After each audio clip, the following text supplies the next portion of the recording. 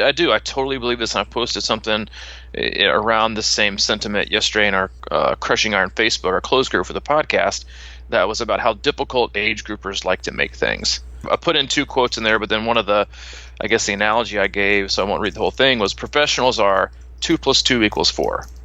Age group athletes are 7 - 2 + 5 - 9 + 3 = 4. They want to complicate things as much as possible. They want to spend more time thinking of ways to make the shortcut shorter, or the way to get to raising their performance shorter, than they are actually willing to be able to do the work.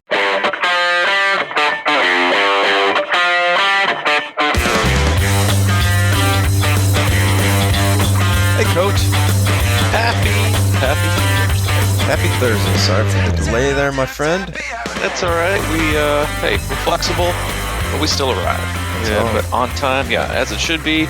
Welcome aboard, Crushing Iron Podcast, 313. 313 it is. 313. I kind of pulled that out of you know where. You did. Yeah, I did. Well, I remembered we did the 311 because I got jokes on that. So we knew we did that one. We did Monday. So just backtracking. But welcome aboard, Crushing Iron Podcast, 313. We appreciate you taking the time to join us. And I do have to say this because we've gotten, I know you and I both have gotten a lot of emails here recently from post Ironman Louisville with just very kind and generous emails in terms of thanking us for the podcast and what we do and the things that we say and that it's helped. And I just got to say that it's humbling and it's very appreciated that you take the time to write us and tell us those things. And having said that, I think it's also important to understand and realize and thank all of our listeners for just taking the time to listen.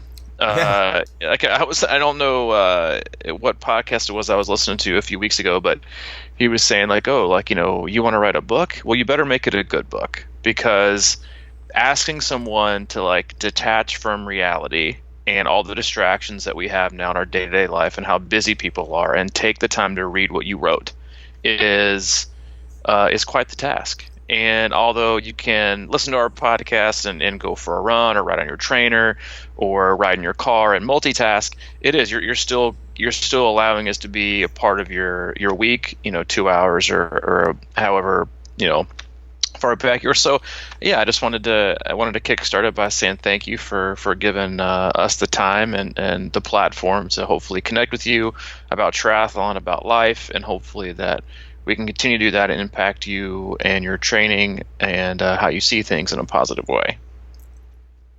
I think that's nice, man. I appreciate you doing that, because I feel the same. And I had a couple guys stop me they stopped on the course while they were running. They stopped me on the course. Hey, come over. Okay, did you run with them? Tell them that we didn't want to slow them down. I did, but with them trying to hug me. No, I'm kidding. Hey, welcome to the life of Mike Tirali, guys. People stop it and try to hug him. That's just kind of the way that he lives. Yeah, I hear you. I'm a hugger. Midwestern hugger. Midwestern hugger. Did you get side hugs or full frontals? Oh, they're pretty solid. I see that you're full front. All right. Well, enough of the emotional stuff. No hand tapping. It was like a grab. All right. Well, we'll add for explicit. Yeah, we'll add an E for explicit lyrics for this podcast. Which, speaking of E for explicit lyrics, I got a text message that was kind of funny on. I think it was Tuesday. We released our podcast a day late, and it was a little bit more of an emotional. Definitely wasn't a tearjerker, but it was more one of our emo casts, and we had an athlete say that they need to give multiple levels of the rating for E, explicit, and E for emotional, because he said he was listening to this one, about the little girl saying, don't let my dad die. You posted we talked briefly, and then you posted that blog a couple weeks back about the one where you took that really awesome and impressionable photo of the girl waiting for her mom to come off the bike, and then so we listened to those two, and then he was like, and then I was digging back in the archives and I pulled up the Ross Kaffenberger podcast, and I was like, dude, are you trying to dehydrate yourself with tears? We've got a couple in there, and I will say though, of all the podcasts that tend to be on the emotional side, his is by far the best. So I didn't really intend on going there. But if you haven't listened to all of our podcasts, or you don't remember, or you need a refresher, go back. I think it's in the 40s or 50s. He was, I think, our first guest actually. And his story is nothing short of amazing. He's been an athlete that we've worked with for over 2 years, and he is an impressive man, an impressive father, and has just an absolutely wonderful story. So dig back. We'll try and loop that in the show notes. But just a great 45. Great podcast 45. Turn if you haven't listened to triathlon when life turns on you. Yeah, it is one of the more memorable podcasts I think we've ever done. And he's an exceptional human being and a wonderful father and just an even better man. So give that a listen. And without further ado, we can dive into some actual triathlon stuff and quit this lifetime segment of emotional roller coaster and all getting up in your feels. We'll go from feels to goes. We're getting older. It is. It's 313 podcasts. We're getting softer. It is. Yeah, we're going getting into your feels, and let's get into your fitness. I still have a lot that I want to recap, as I kind of alluded to towards the end of Monday's podcast, but because it was a busy weekend. You had the guy going sub 2 in the marathon. You had the Ironman World Championships. We had Louisville. It's really just too much to cover in one podcast. But before I dive into some of those initial thoughts, I wanted to kind of give you the floor to see if you had any burning desires today. No. In fact, I was kind of honesty. You're like, no, I got nothing today. Go ahead. Well, no, I was sort of mentally trying to get situated for talking about Kona. Because I know that, you watched a heck of a lot more of it than I did, and you had a lot of really cool things that. I watched the entire thing. Okay, that's a lot more than from start to finish. I think it's fascinating to watch. I think they've come such a long way in covering the event. Because I think while the NBC Kona broadcast is all about the special interest stories. Because that's what grabs people. That's what grabs their attention. That's what people want to watch, and it makes people see themselves in a light to where they can do this. And it's also the reason why a lot of people got into this sport. But it doesn't cover nearly as much of the race. And with Ironman's partnership with Facebook and doing these Ironman live feeds, it has really upped the ante in terms of being able to watch it multiple places. So we posted up in the Marriott lobby Ironman Louisville the day before on Saturday and connected to one of the TVs down there. Definitely nothing they would have let you do at the Galt House. Did they even have cable at the Galt House? Anyway, so we watched it, and I watched it from start to finish, the pre-race, and then came back up to the room and finished watching both the end of the women's race, and it was fascinating. And I took so many things just from watching it, listening to a few of the comments, and I think it has to be said that Jan Frodeno is just a freak of nature.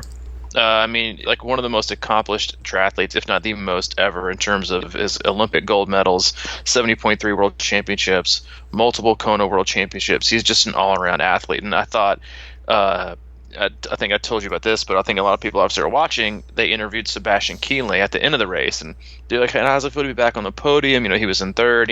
He was kind of joking. He's like, he had a good day, but probably not his best day. And he was like, "I hate Jan Frodeno. I hate Tim O'Donnell. I hate Cam Wurf. I hate Ben Hoffman." He was like, "I hate them all." He's like, "No, but honestly," he was like, "and I love them."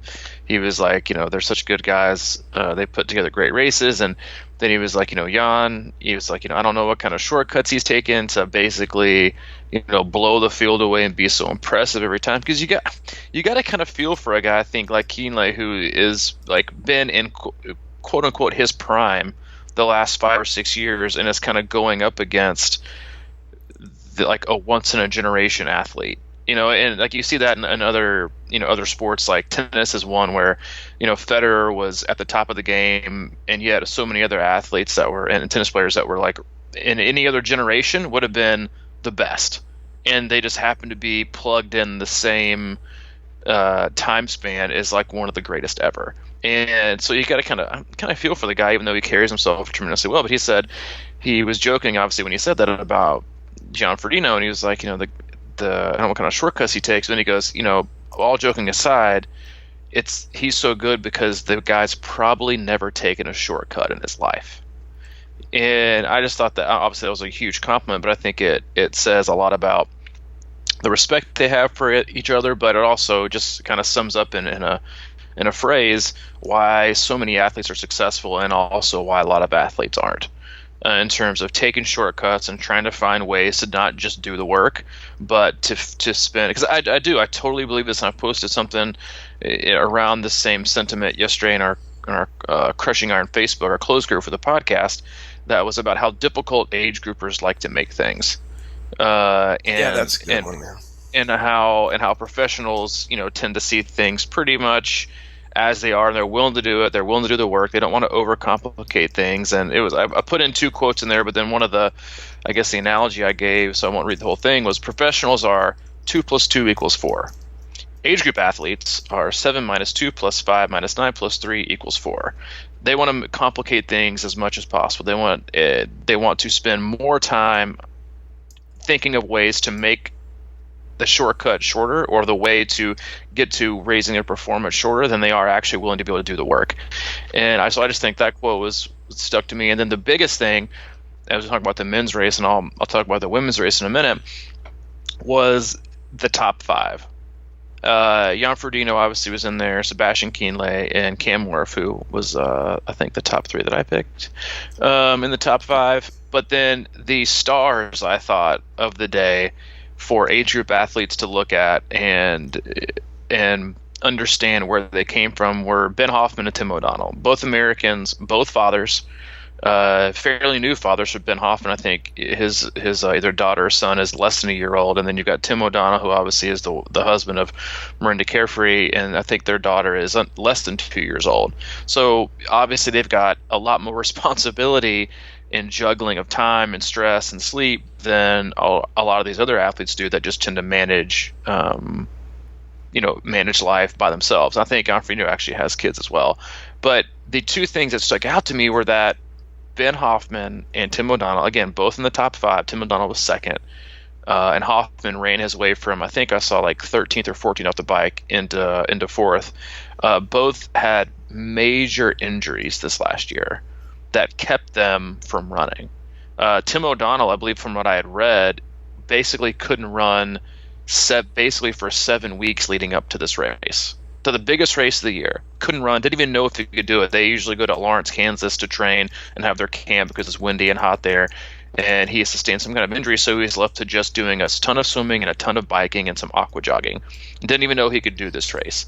And he lines up and he bikes with the best on the planet, and then holds on to second place the whole day and runs the best marathon he's ever ran. And then you got a guy like Ben Hoffman, who was injured earlier in the year, who came in the race probably not as trained. He hadn't gone to the well so many times as he normally would earlier in the year. He always likes to race Ironman South Africa. I think he's won it 3 or 4 times. But he was prevented from doing that because of injury, and then also from obviously becoming a father and getting married within the last year. And he didn't run as much. And I just think it's fascinating to see the contrast in those guys coming into the race super fresh, not having trashed themselves as much, able to go out and have one of their best days ever on the biggest stage ever in one day. And then on the flip side, again, you always see DNFs and you always see things that come up in the race week of Kona, because as professionals, because a lot of them will have that. I think I even saw David McNamee, who's been on the podium the last 2 years and is an incredible runner. He had this line that was like, there's a really fine line between sick and fit. And I find that just fascinating. And I think it translates very well to age group athletes in terms of, you see a lot of athletes going into these races and Kona because they're trying to be so skinny and so in shape, and they're pushing the needle to basically probably tipping that overtraining needle to where, and because again, I think, yes, this time of year athletes get sick because of the weather, and it's the winter time. There's so many more viruses that go around that might lay you out for a little bit. But if you're not overtraining and you're training an appropriate amount and the load is not too high, then you're not going to suppress your immune system so much to where it basically can't fight back against the most common of colds. And that's one of the things when age group athletes travel a lot, they want to like ram it, and so I just want to keep up my training, give it to me while I'm traveling. Like, no, dude, like you're traveling. Let's lessen the load. That way you can fight off that illness and be more fresh. That way when you come back, you can actually train the way you want to, not be more tired from trying to train while you were traveling. And so I just thought it was really interesting. Patrick Lang, I think, dropped out at like 30 miles in. He was the defending champ. He had a fever. David Magnamy dropped out because he wasn't feeling good. And a bunch of other athletes that were in the top 5 or 10 last year weren't feeling good. And you have to imagine that, yes, I'm sure some of it is just not lucky and just kind of getting sick. But you have to imagine, and I believe that so much of that comes from just overtraining and probably doing just a little bit too much. Running yourself down to where you can't combat something as simple as like the common cold or congestion or a virus, or under normal circumstances, your body would be like, all right, I got this. Continue on. You've depleted your body so much in trying to get to that perfect race weight, to that perfect fitness level, and getting those extra hours in, that you finally tip the scale to where it's not in your favor, but you're more than likely going to get ill. And you got two guys like Tim O'Donnell and Ben Hoffman who couldn't run as much. They rode a lot. They weren't doing these super long 3-hour runs. They were just kind of getting by, but they were coming in the race super, super fresh. And while that might not show up on the swim, it might not show up on the bike, although it did for Tim O'Donnell, who was biking up at the front of the pack the whole day. It was more than evident on the run, with the ability to maintain speed and do it for a long period of time because their body was so fresh that, as we kind of alluded to in one of my earlier conversations with you, you only got to do it once. Yeah. You don't have to do it a lot of times, and we can talk about it as well with Anne Hogg, or Annie Hogg, I think is how you pronounce her name, who won the women's race. She also had a running injury and was unable to run as much as she would like to, and she ran her way to the world championship. Yeah, and didn't Jan Frodeno go through that about 3 years ago when he couldn't run and he was doing a lot of pool running? Wasn't it 2 years ago? He ended up, I think, fracturing, I want to say like his sacrum or something like in his like a pelvic area, I think. Mm-hmm. It happened right after he was actually unable to start at Kona. I believe it was last year, because he went in and just absolutely dominated the world championship, 70.3, which I believe was I can't remember what city he was in that year, maybe South Africa. And then he actually ended up coming up injured after that and he couldn't start. So he had to rehab himself back from injury, and that's kind of when he also said, like, he was telling himself, all right, I just got to do what my coach is telling me to do. I don't need to do anymore. I just got to do what I'm being told, and then things will work out. And things have gone okay for the guy. But yeah, I find that aspect of it fascinating. And obviously, it's not saying, obviously, Jan Frodeno and Sebastian Kienle and Cam Wurf all in the top 5. Obviously didn't run a lot. You got guys like Cam Wurf did an Ironman 3 weeks ago before the race. But I just think having those two guys that nobody expected to be even the top 10 or the top 20 running their way past guys who either couldn't continue because they were sick or that came up lame and had bad days, and were just totally depleted. I think age group athletes have to take note in that. Again, like this obsession with always doing the distance and it's not for your fitness, it's for your mind. It's to overcompensate what you think you can or can't do. And I think in like one of the articles that even Annie Hogg had interviewing her, and she was kind of discussing, preparing for a race, she was like, even regardless of this, she was like, I would never run a marathon in prep because it's such a bad idea.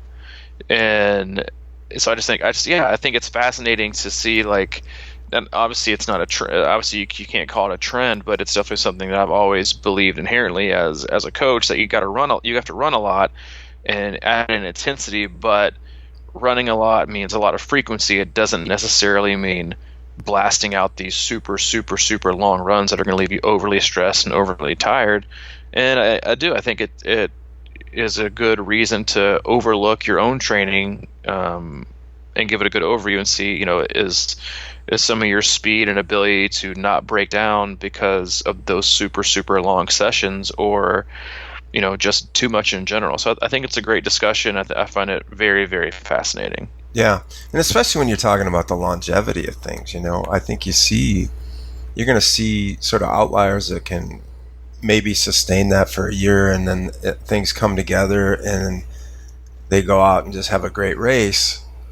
But for the long, how do you balance the long term on that? And I was listening to an interview with Cam Wurf actually after the race, and it was funny because, he obviously raced awesome. He's in the top 5. He's up there with like great athletes. And I mean, most triathletes would, die to be in the top 5 at Kona, right? So here he was saying, we had a really good training, and then, if I would have had 4 more weeks to work it hard, and he was saying that already for next year. Because he said he just raced or whatever, but he didn't have maybe like what he thought was enough peak time in his peak race phase or whatever.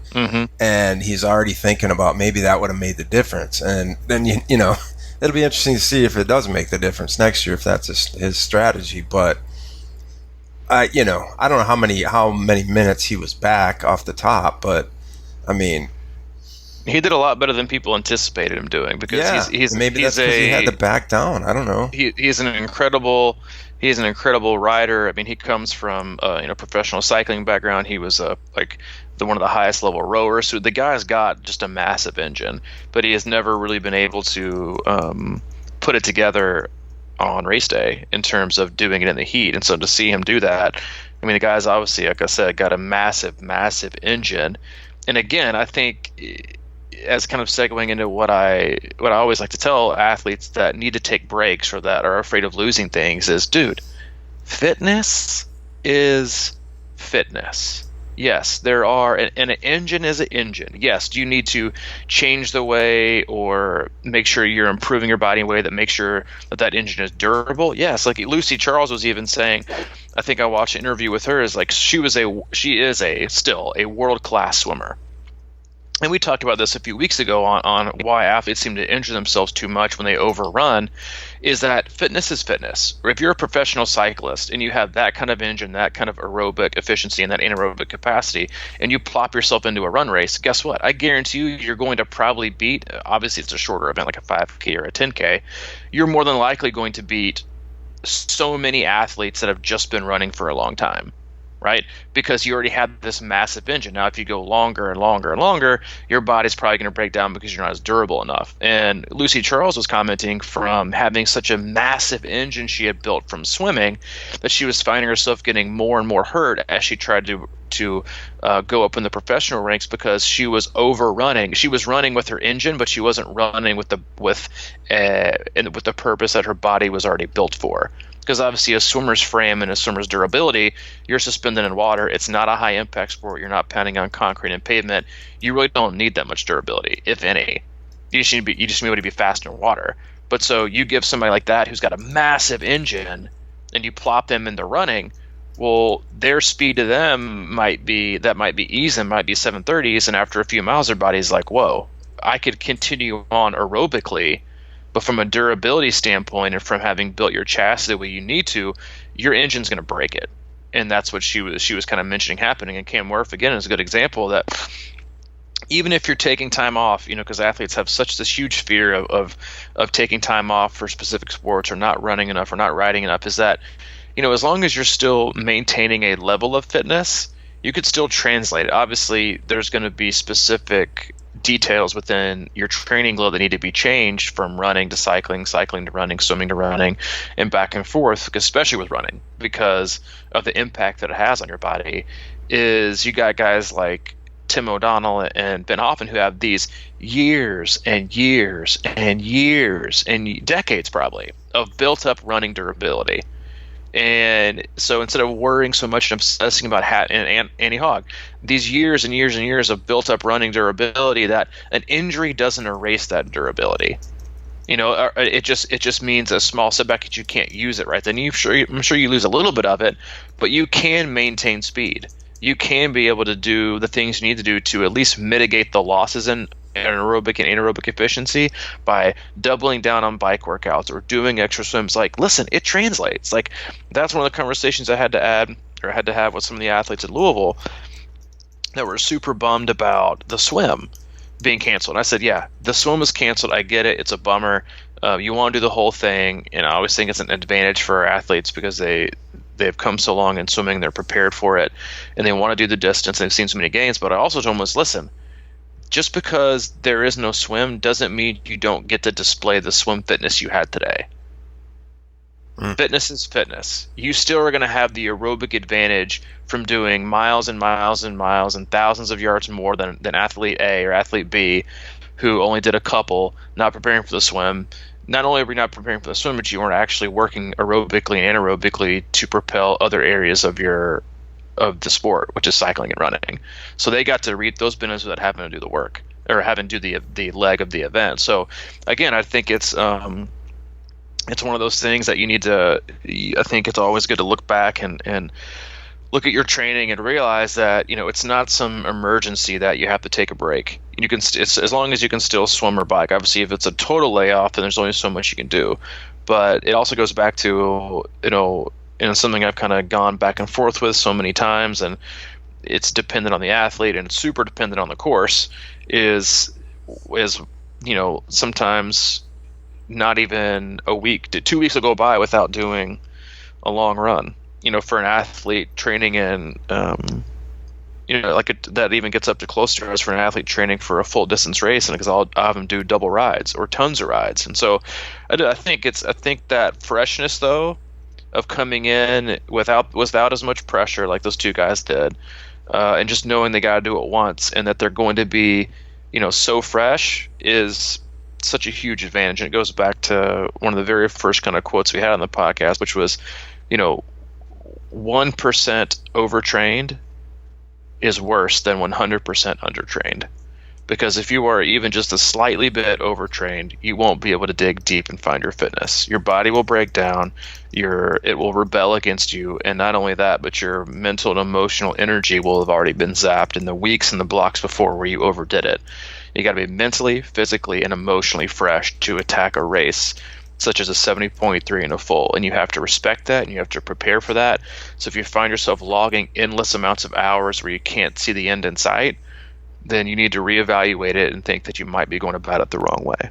Yeah. When you say that about the running and like with Lucy Charles and how her engine is built and she's fast just naturally, and throughout history what all her training has been. And I just was thinking back to when I first started running, when I was 48 and I decided to do my first ever 5K, and how I couldn't run very far, obviously, but there were times very early in that training, where we were doing maybe on a minute on or a minute and a half on or something like that, where I knew that sort of I felt like I was just as fast as I had been, like 20 years ago or close, Yep.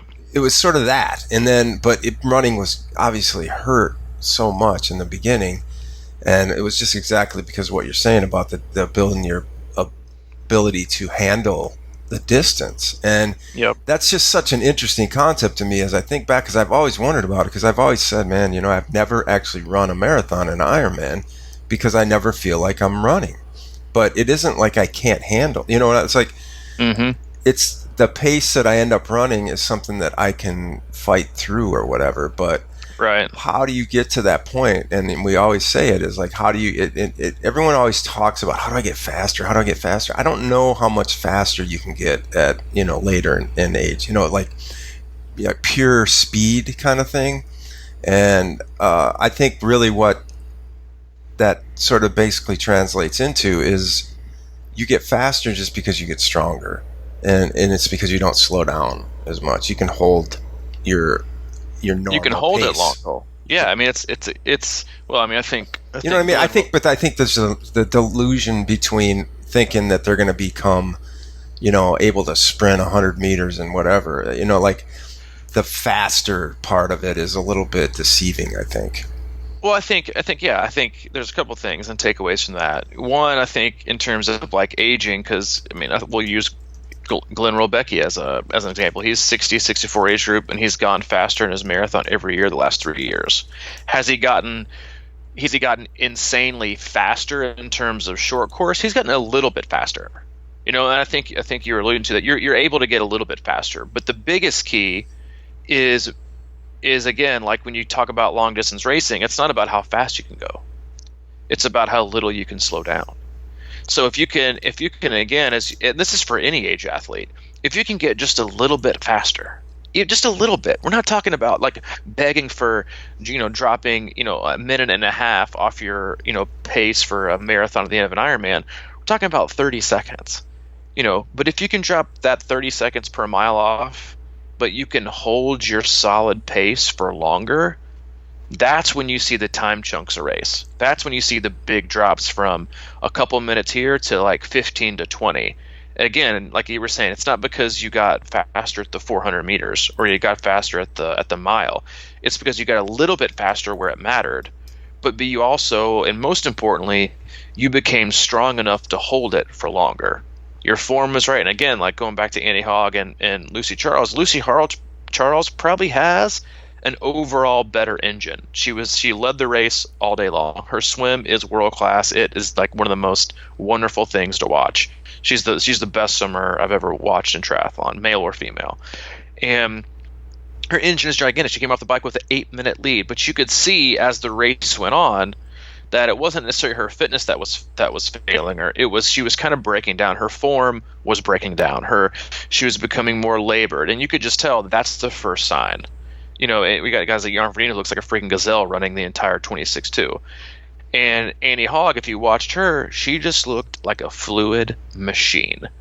That's the perfect example of she was durable enough from having those years and years and years, and even the early part of the year coming off last year of all that run durability she's built up over time, that she can hold that certain speed for longer.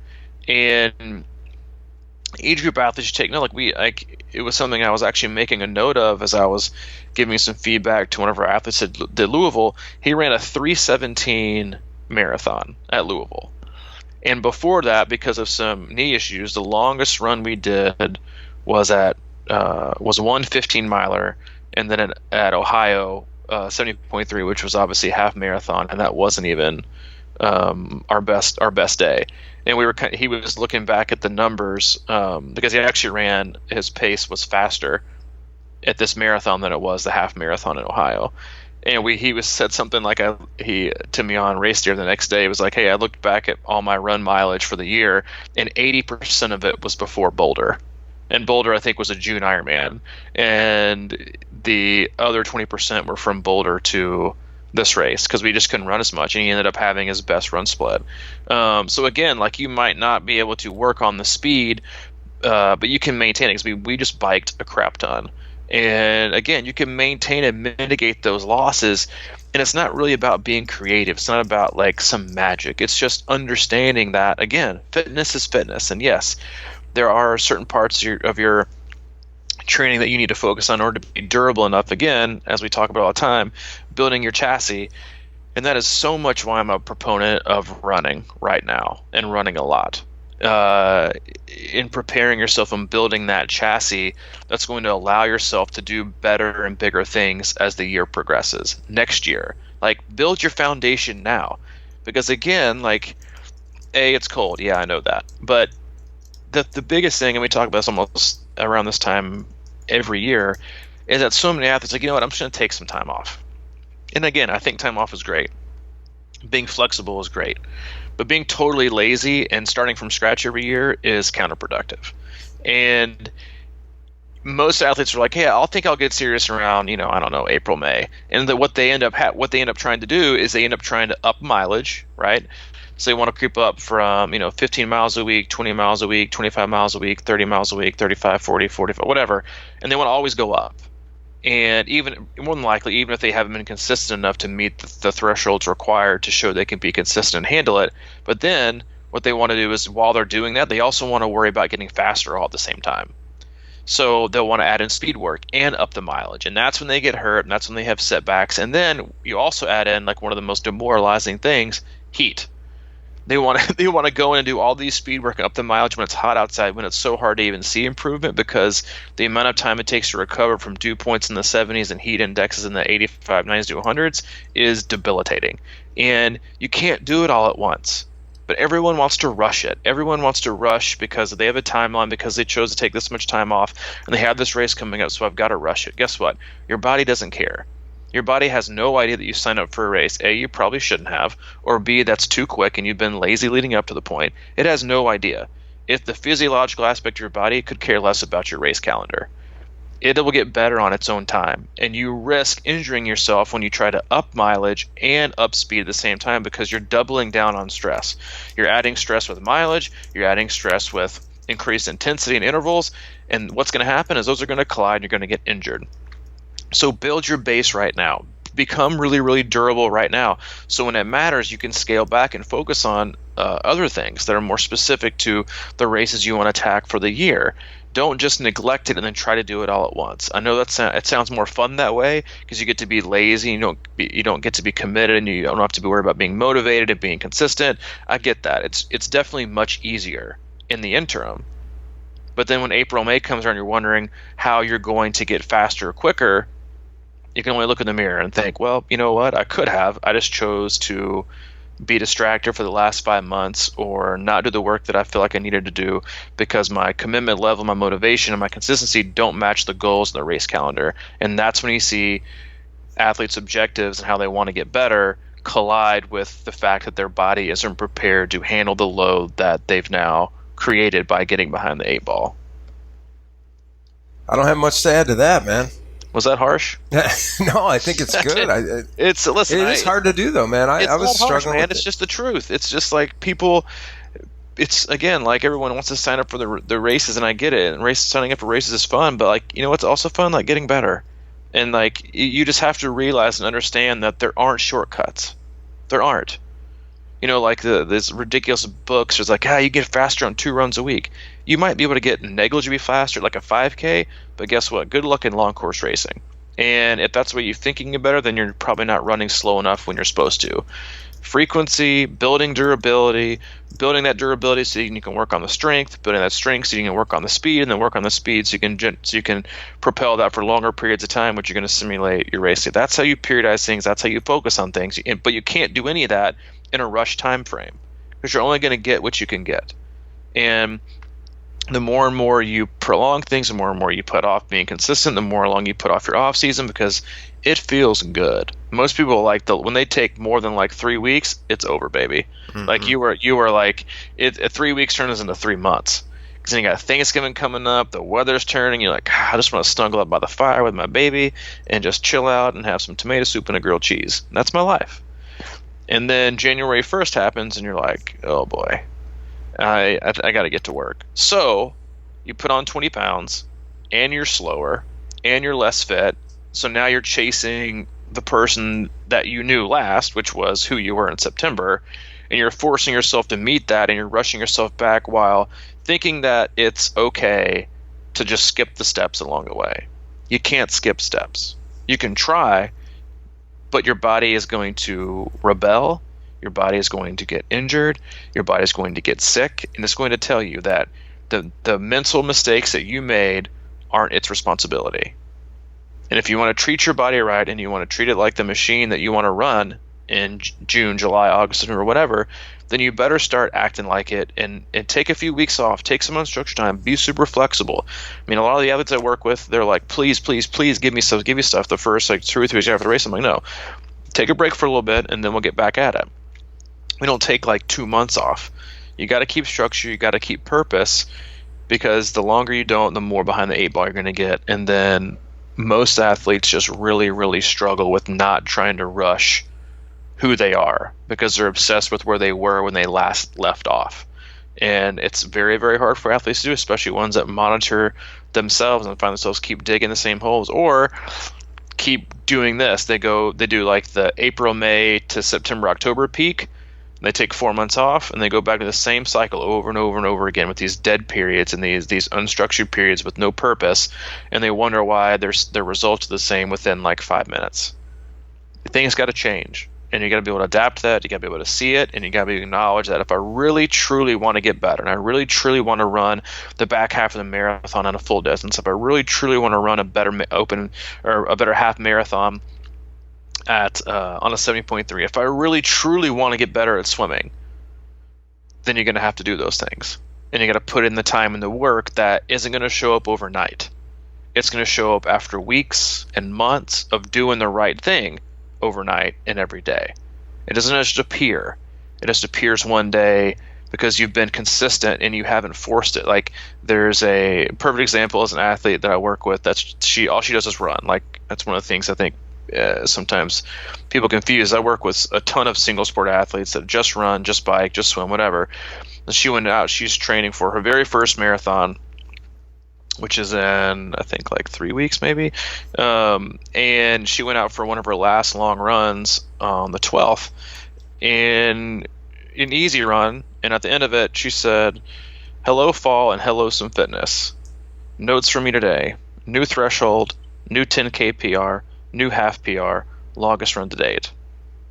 On just a regular long run leading up to her marathon. Not something that was scheduled, not something that you planned, but just happened because she's been running 50 miles a week before, 41 miles, 40 miles, 46 miles, and so it just happens. It's not going to happen overnight. You can't say, "I want to do this." You have to want to do the things that are going to lead to doing it, not force feeding yourself way to some digital result you aren't willing to do the work to earn.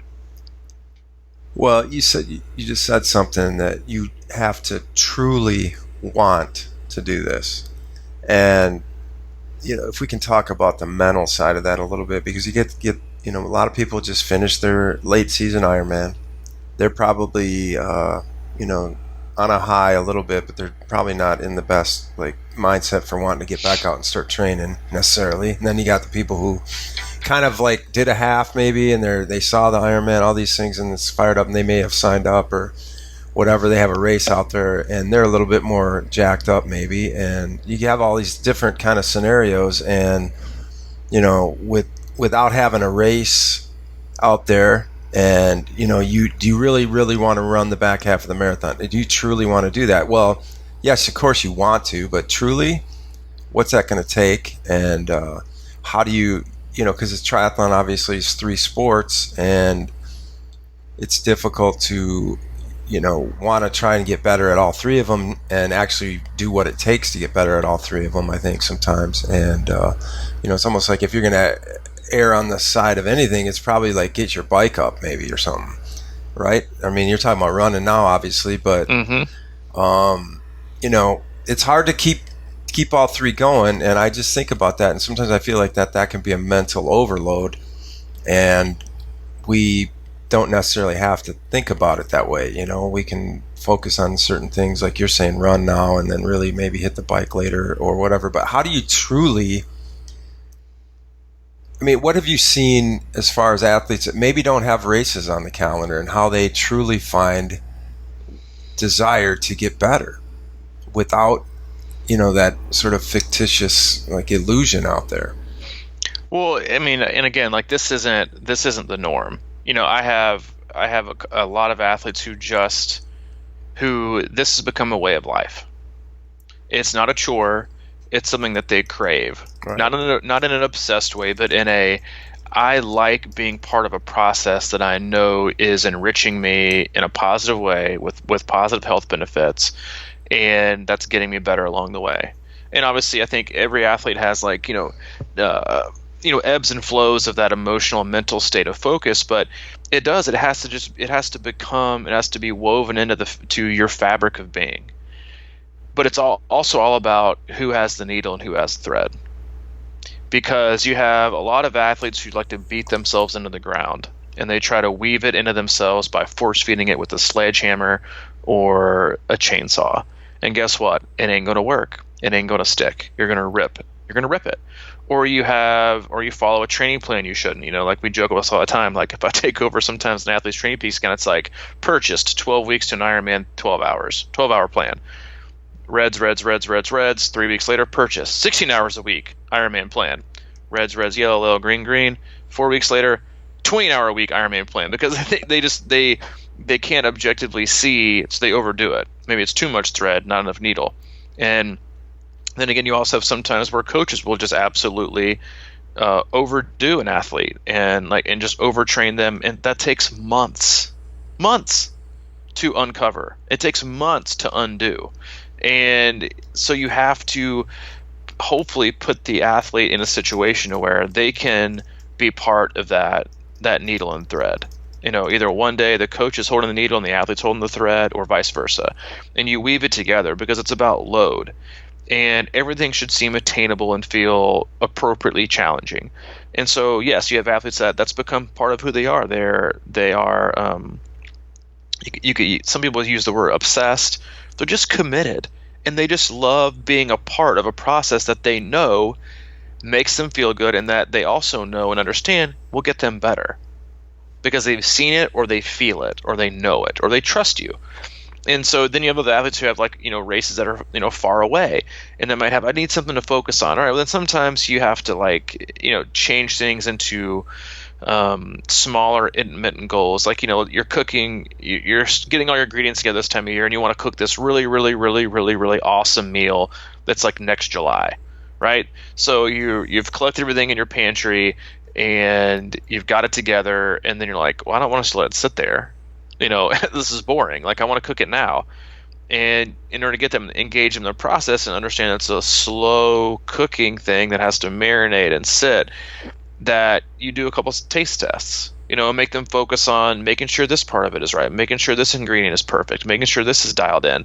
So they can focus on things intermittently that are also part of the process, which may be a specific cycling metric. It could be a shorter things. That's also why I'm a gigantic fan of this time of year is, listen, find as many 5Ks and 10Ks as you can find and just run the hell out of them. Don't wear a watch. Just go for broke and blow up and just find it. Because I think it's beneficial for athletes, especially who have been doing long distance triathlon for such a long time, is they become like one trick, one pace ponies, and they get stuck in this one speed. So I think it's good to kind of break that cycle and that mentality of what they feel like is able to push. But then it also kind of keeps them jived up, keeps them pumped, it keeps them excited. It's not this gigantic race that's going to take you weeks and weeks to recover from. It's not a race by any stretch that you need to taper for. But it's short enough to kind of whet your appetite. It's like it's like an amuse-bouche. It's like a taster. It's like a little sample. It's like an appetizer, getting ready to prep you for the big meal, the dessert, the end of the year, shebang. Little things like that will take you along the way and just kind of whet your palate, but not make you eat the whole meal. That's how you have to deal with athletes who kind of need something, and to kind of spark that interest, that focus in them. But then also, it's also understanding and allowing athletes to be a part of that process. And what are you focusing right now? Are we doing a run focus? Are we doing a bike focus? Are we just kind of focusing on strength right now? Are we staying flexible? In order to have buy-in, you have to have communication, you have to have trust. And with those things, you can kind of, go with the flow and be committed to it. But you can't go along with the process blindly and just assume that we're all going in the right direction for the right reason. So I think there's a lot of ways to do it. There's a lot of different athletes, and again, everybody is different, every personality is different, every goals are different, the life is different. You got to be able to figure out hopefully what can make what make it work for the athlete as best you can. Ultimately, the responsibility is 100% up to the athlete. It is all on them. The coach helps them, provides the way, gives feedback. But at least I'm not like a rah, you have to work out today. It's that's not my responsibility, it's yours. Well, that sounds good to me. I mean, yeah, it's like you really gotta buy into the process, and you really have to, Malcolm Gladwell's 10,000 hours kind of thing. I mean, like how many people can do that with hobbies or anything else, and that really boils down to, we are so distracted, I think, a lot of times, and we just have so many interests. It's very difficult to focus on swim, bike, run as well. I mean, in the way you have to, if you really want to run that back half of that marathon, have that great bike split or whatever, and feel good off the bike. Those kind of things take focus and they take priority, I think, and it's so weird that a lot of people, I think, want to say they're giving them priority, but I don't really know if they really are. A lot of times. Well, I mean, listen, dude, if you hashtag it and you post it on Facebook and Instagram, it's a priority. Yeah. Yeah, that's all you need to know. Well, that's all you need to know. If you take a selfie, it's a priority. Like that's you should know these things by now, man. I do know them. It's tricky. Yeah, it's BS is what it is. I'm on fire today, baby. I'm on fire. Yeah, you are. Yeah, I'll step off the pulpit. Hey, it may have been harsh, but hopefully it was what somebody wanted to hear. Or needed to hear. Probably not wanted to hear at all. They're probably like, hey, give me the 3 ways I can cut down to 2 hours a week and still be incredibly successful. Yeah, that's not this podcast, and it will never be. But as usual, we appreciate you listening. We appreciate you taking the time to allow us to be a part of your day. If you've never been, you can always click on over to our one-stop shop that is crushingiron.com. It's got info on coaching, training packages, some analysis, our blog, camps, gear, you name it, it's there. Check it out. If you got questions, Mike, crushingiron@gmail.com, or if you have questions specifically for me, C26coach@gmail.com. All right, man. That's a wrap. Did I close this out? Yeah, I think we're closed out. I was just I don't want to go into this, but both both winners were from Germany. But you are. I know. I just want to throw it out there. Do you think European triathletes? What's going on with that? They're just. Don't get me started. No, I just wanted to bring it up because our friend of ours, Derek, he raced the 70.3 Worlds, and we've seen how he can go after it. Oh yeah, dude, the guy's he's like the nicest guy ever, but he's an incredible athlete as well. Yeah, and I can't remember what he did at Louisville, but he did either last year or this year. He was top 2 or 3 at Ohio or whatever. He won Ohio maybe last year, the year before. No, he won. He was overall amateur winner at Chattanooga this last year. Okay, so there you have it. And I was talking to him before the race, and he went to 70.3 Worlds, and I said, man, I was thinking, wow, he probably did pretty well over there. He goes, dude, I was just trying all I could. I would have been happy being in the top 50 in my age group over there. Yeah. And I looked it up. He ran a 1:15 half, and he was 108th in 30:34. Yep. Crazy, man. Crazy. It's a crazy world. It's a crazy world out there. I just thought that was interesting because it's like, wow, man. The dude is not even a factor. Yeah. we say that with love, Derek. I know, yeah, love, man. I mean, we're all about it. But anyway. But yeah, it's always tough. Listen, some days, man, the luckiest you can be is to be the fastest guy in the cul-de-sac. That's all you should worry about. All right, I'll take it. Yeah, because I'm not even close to the fastest guy in my neighborhood. I only got 50 houses. Well, working your durability. Yeah, working my durability. So, we appreciate you helping make this podcast durable, and we'll catch you on Monday. All right, man. I'll catch you later. All right. Down, be out.